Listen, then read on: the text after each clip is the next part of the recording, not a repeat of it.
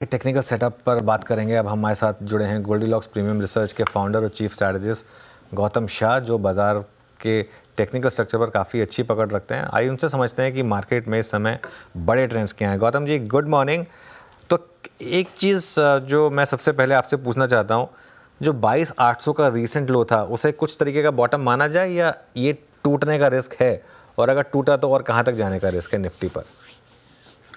Good morning अनुज। देखिए 22,800 एक important technical level था ऑन मल्टीपल पैरामीटर्स। तो I am actually very happy that market ने वहां से एक रिबाउंड देखा है।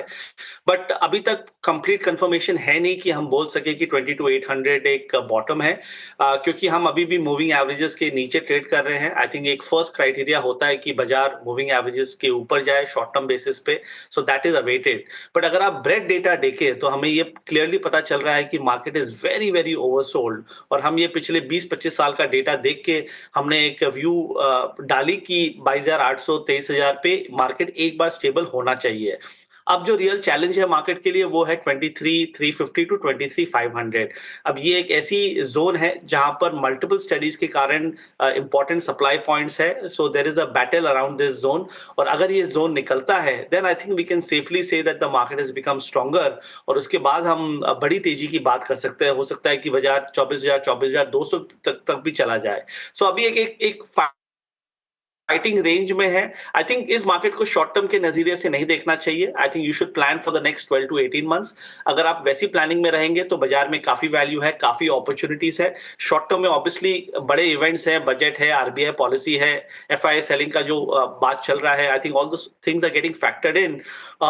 सो देखते हैं। आई थिंक कल का इवेंट इंपॉर्टेंट रहेगा, बट मेरा मानना है कि 22,800 के नीचे जाना मार्केट के लिए थोड़ा सा टफ है आज के डेटा पॉइंट को देखते हुए। ओके। और बैंक निफ्टी जो काफ़ी ज़्यादा वॉलेटाइल रहा है, खास तौर से एचडीएफसी बैंक ने काफ़ी परेशान किया है, यहाँ पर किस तरीके के मूव्स रहेंगे? See, Bank Nifty in some sense has been an outperformer in the last 2 weeks, क्योंकि अगर आप देखें 48,000 का जो लेवल है वो अच्छी तरह से रेस्पेक्ट हुआ है, और ऊपर में 49,500 49,700 एक बहुत बड़ा रेसिस्टेंस है।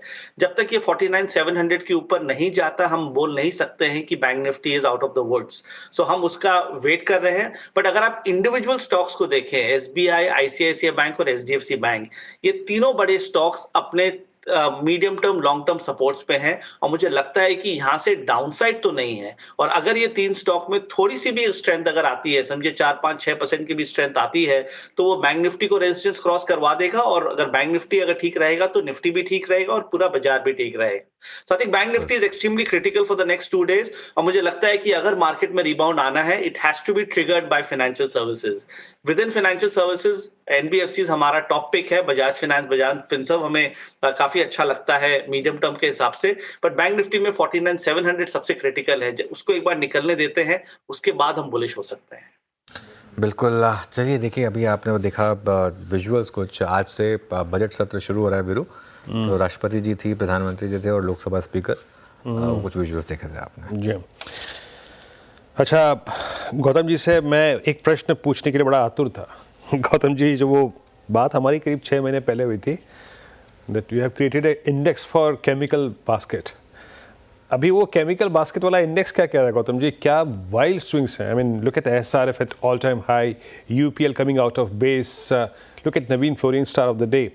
आपका देख केमिकल्स पे, और अभी देखिए ट्रेडर्स को बहुत अच्छे पैसे मिल रहे हैं, बट इन्वेस्टर्स के लिए इसको अप्रोच करने का कोई वक्त आ चुका है क्या? कोई बड़ा एक ब्रेक थ्रू दे रहा है क्या आपका वो इंडेक्स चार्ट्स पे? देखिए यहाँ पर दो मेजर पॉइंट है। एक तो लोग लास्ट 3-4 महीने की करेक्शन के बारे में काफी बात करते हैं, बट लोग भूल गए हैं कि पिछले 3 साल में हमने कैसी तेजी देखी, जहां पर स्टॉक्स 3x 5x 7x हो गए। जब इतनी बड़ी साइकिल प्ले आउट होती है तो एक reverse move is very natural, और वही रिवर्स मूव हमने पिछले 4 महीनों में देखा।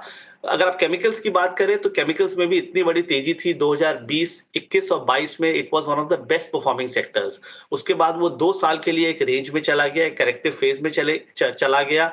अच्छे स्टॉक्स लाइक एसआरएफ एक रेंज में थे, आरती इंडस्ट्रीज जैसे स्टॉक्स 52 वीक लोस पे चले गए, और अभी जिस तरह का कस्टम इंडेक्स का चार्ट है, लग रहा है कि इसमें स्ट्रेंथ वापस आ रही है, क्योंकि चाइना में काफी डेवलपमेंट्स है, ट्रम्प के कारण काफी ग्लोबल डेवलपमेंट्स है, और रिलेटिव स्ट्रेंथ इसमें वापस आ रही है, और अर्निंग्स रिलेटिवली अच्छे रहे हैं for many of the top companies. So मुझे लग रहा है कि केमिकल्स में selectively definitely there is an opportunity. SRF का स्ट्रक्चर अच्छा है, जिसने आपने राइटली कहा, यूपीएल का स्ट्रक्चर काफी अच्छा है, नवीन फ्लोरिन एक बड़े रेंज से निकल के आ रहा है, बट अपॉर्चुनिटीज लिमिटेड है। तिरुमलाई केमिकल एक अच्छा स्ट्रक्चर है, but I think along with this जो एक और सेक्टर है जो हमें काफी अच्छा लगता है वो है ऑटो। ऑटो में भी 3-6 महीने की करेक्शन से अब मूव्स आ रही है, और मुझे लग रहा है कि वहां पर भी एक नया स्ट्रक्चरल ट्रेंड बनेगा। Yeah, Gautam, same is the case with capital goods as well. I mean, capital goods में ऐसे damages थे, मतलब stocks almost अपने 100-week exponential moving average तक चले गए. Siemens, ABB, Cummins, especially closer to budget. आपको क्या hunch मिल रहा है इस पर capital goods में? कैपिटल गुड्स में अभी भी कॉन्फिडेंस नहीं है, चार्ट्स अभी भी काफी खराब है, और मुझे लगता नहीं है कि कोई इमीडिएट इसमें स्ट्रेंथ बनेगी, and many of the stocks in the capital goods space are very expensive, तो इसके कारण आई थिंक थोड़ा सा टाइम लग सकता है। बट अगेन आपको नहीं भूलना चाहिए कि पिछले 2-3 सालों में stocks like ABB, Siemens, Cummins India, L&T, उन्होंने इतना अच्छा रिटर्न दिया, जो 10 साल में हो सकता था वो 2-2.5 साल में हो गया। इतने बड़े ट्रेंड्स थे, तो अभी भी थोड़ा सा टाइम लगेगा। हमारे सेक्टोरल प्रेफरेंसेस अभी फाइनेंशियल सर्विसेज, ऑटो, मेटल्स और रियल एस्टेट है। मुझे लगता है कि ये 4 सेक्टर्स अच्छा करेंगे, अलॉन्ग विद आईटी, जहां पर लार्ज कैप्स में सेलेक्टिव अपॉर्चुनिटीज है। स्पेशलिटी केमिकल्स में काफ़ी हमने शानदार मूव्स देखे, उसके अलावा कोई और बड़ी थीम जो आपको नज़र आ रही है? मतलब यहाँ पे तो एक कमबैक देखा है, हमने बात भी कर ली इसकी, लेकिन इसके अलावा कोई और ऐसी थीम जिन पर इन्वेस्टर फोकस कर सकते हैं और एक पोर्टफोलियो बना सकते हैं? देखिए, मेरे हिसाब से this is a very good time for mid cap 100 and small cap 100 ETF buying, क्योंकि lot of people want to do stock picking. Stock picking अभी के बाजार में थोड़ा सा कॉम्प्लेक्स है, थोड़ा सा डिफिकल्ट है, क्योंकि जरा सा भी अगर अर्निंग्स खराब आ रहे हैं तो स्टॉक्स गिर जा रहे हैं। बट जिस तरह की वीकनेस हमने मिड कैप्स और स्मॉल कैप्स में देखी, और पूरे एनएससी का एवरेज डिक्लाइन इज अबाउट 28%, तो एक बहुत क्लियर सी बेयर मार्केट ब्रॉडर मार्केट्स में प्ले आउट हुआ है पिछले 4 महीनों में। तो आई थिंक आपके व्यूअर्स को यही रिकमेंडेशन रहेगा कि इस लेवल्स पे मिड कैप्स और स्मॉल कैप्स को एज अ बास्केट खरीदिए, टॉप क्वालिटी स्टॉक्स में रहिए। जैसे बाजार स्टेबलाइज होगा, वो बास्केट अच्छा रिटर्न्स देगा। अच्छा गौतम जी, इस पूरे 5 महीने के फेज में ऑलमोस्ट अक्टूबर, नवंबर, दिसंबर, जनवरी और ये फरवरी अब ऑलमोस्ट स्टार्ट हो गया, सबसे सिवियर प्राइस डैमेज था निफ्टी एफएमसीजी का, सब कोलैप्स हुए।